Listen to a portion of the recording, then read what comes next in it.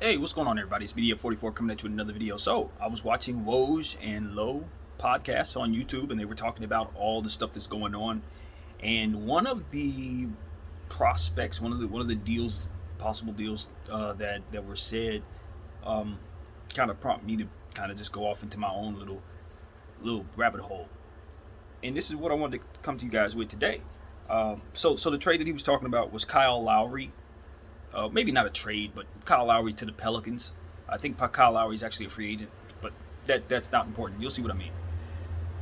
They're along the lines of what he was saying was the Pelicans' thinking is because Chris Paul has been able to go the Thunder and make them better to the Phoenix Suns and make them the finals contender, that Kyle Lowry can do the same for the Pelicans. Now, here's the thing. Kyle Lowry's 36 years of age. I think 35, 36 years of age. Still got something left in the tank, but the last time we saw him, he was kind of in and out of the roster for the Toronto Raptors. You know, they had a basically displaced season where they were playing in Tampa. The team wasn't very good. Guys were having career low years. There was just a lot of stuff going on there that just wasn't helping them win basketball games. So I think they kind of shut him down. That has a lot to do with what happened there, I think. But all in all, what I came here to say is this is the type of thinking that has you, and I'm not talking about the Pelicans in general, but just in general, like GMs and even outside of sports, just in some other stuff. This is the type of thinking that kind of just gets you in a stranglehold a lot of the times when you just try to follow trends. You see it in music.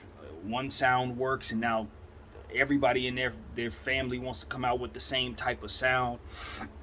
You know, you had a little Yahoo sound. Now you got 8 or 9 guys coming out with a song that's similar to the Yahoo. It's just saturated nonsense, and usually it lacks creativity, and because it lacks creativity, it lacks the ability to duplicate the same success as the previous thing. This is no different right here. I'm not saying that Kyle Lowry's not going to help the Pelicans, but I'm thinking it's much more likely that Kyle Lowry comes in as just average than comes in and Chris Paul's the situation. Not to say that he doesn't have similar skills as Chris Paul, because I've always compared him to Chris Paul light. I felt like he's always been that.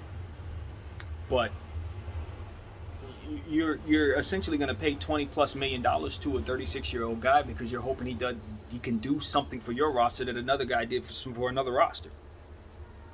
It's the type of stuff that gets people like Zion looking around saying, God, this is not for me. This is not the place I want to be in. How quickly can I get out of here? And I'm telling you, I like I believe his name is Kobe. No, that's not the GM there. He's in Cleveland.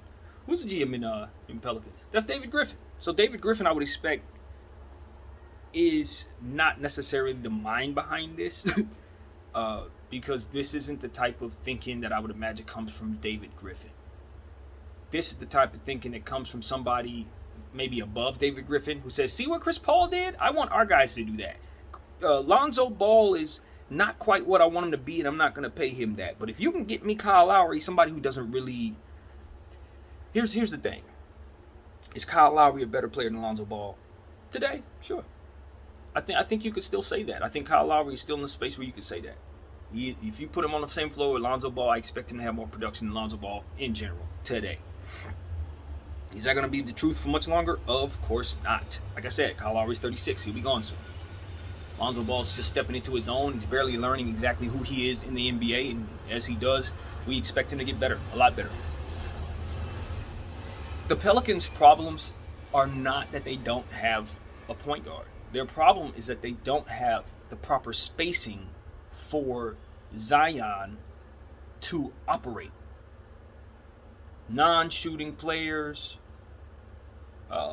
shot makers, or less than shot makers, guys who just occasionally hit the three, are trying to jumble together. You got Steven Adams and Zion on the same floor at the same time. That's their problem. You need to find a way to get Zion some space so he can operate. You need to find him some shooters. So thinking along the lines of getting Kyle Lowry makes a lot of sense. B.I. could, in theory, as long as B.I.'s three is falling, which I've seen him hit 1,000,007 times, then he should be, in theory, a decent fit for Zion. So they have the pieces, the 2 all-star pieces in Zion and B.I. to work with. But this is the type of thinking they are rushing to throw $20 million at a 35-year-old, 36-year-old point guard because they saw another guy do something else somewhere else. Like that. I don't really have the word for that thinking, but what I can say is it doesn't work. Okay? It doesn't work. It's I want to say it's lazy-minded, but not necessarily. I want to say it's stupid, but not necessarily. It's just not going to give you the same result that you're looking for most of the time. If you're going to go for after Chris Paul himself, voila. Now we're talking. We know that you can't get Chris Paul, so I'm not going to get on your case for not getting him. I don't think he wants to come there. I think he would rather stay in Phoenix. But this is why. I mean, it's not limited to this very decision, but these are the type of decisions that the Pelicans have made that have made it to where they're not an attractive destination. I would rather live in New Orleans than Milwaukee, but I would rather play basketball in Milwaukee. I would rather live in New Orleans than Phoenix, but I would rather play basketball in Phoenix. There are a lot of small market teams that I think about going to before I would consider going to the New Orleans Pelicans. And the problem with that is none of those teams have Zion and B.I. They don't have a better infrastructure in some cases than those two players are to start with. You just got to empower David Griffin to make good decisions, and David Griffin has to make them.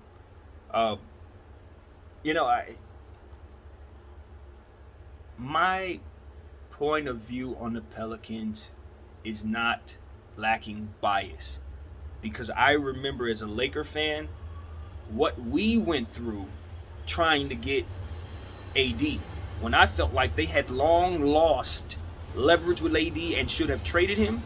I felt like they held on to him out of spite, and I felt like it was the owner's decision to do so. At the end of the season, when it all fell apart and AD still obviously wanted to leave, they fired the GM and brought in David Griffin. But I never thought that the GM was really the problem, even though he was running a hard bargain and probably should have made a deal. The problem wasn't him. It always appeared to me from afar that was ownership making a spiteful decision, and this is the same owner. This is the same lady, man. So I don't know if I can be just sit here and have a positive thought about what I'm speaking about, because I still remember that as a fan. I still had that bad taste in my mouth as a fan, and I just felt like AD got the wrong end of the stick, the raw deal there, because during that process, I don't know. I remember what they did to AD when he requested his trade, and then they refused to trade him, and then they brought, had him down there, removed his likeness from the team video monitor, kind of just erased him from what it is that they were doing before they actually traded him, and didn't trade him for like another 6 months out of spite, leaving him down there to be in that environment. I just felt like that was hurt, and I did not like that. I understood that when you're in a situation like that, coupled with what they had been going through, they had just lost the owner, so it was interim owner, that kind of thing. I'm not mad necessarily, but I just know that there's a part of me that looks at the Pelicans and how they run things from this point of view. So that's my disclaimer. But honestly, I just feel like owners in general just gotta let guys, the GMs and the basketball professionals, make the decisions for them.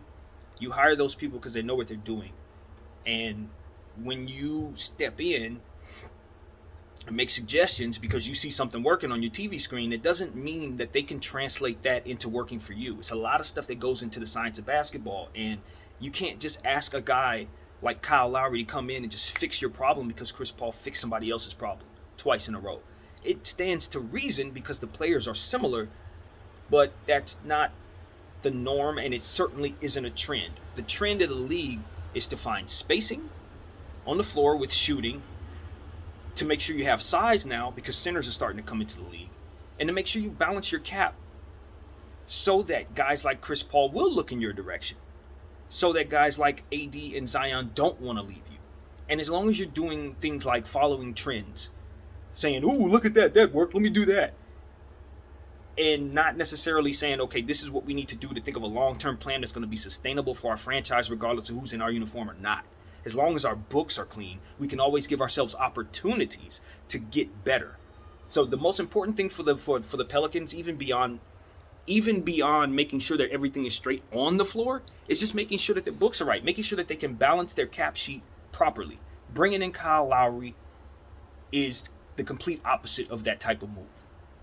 And not only that, but what you're essentially trying to do is getting rid of young talent like Lonzo Ball, who are ascending, to bring in older guys who are obviously on the decline and looking to move on from basketball very soon.